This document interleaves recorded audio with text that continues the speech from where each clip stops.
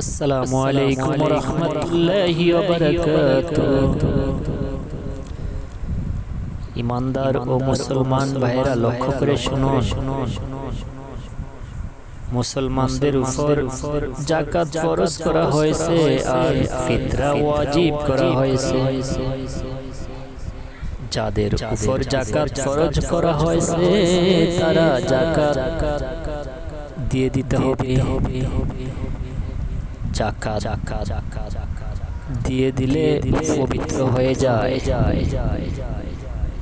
ভাই, যাদের উপর যাকাত দেওয়া ফরজ হয়েছে, আপনার যাকাত আপনি গরিবদেরকে দিয়ে দিবেন।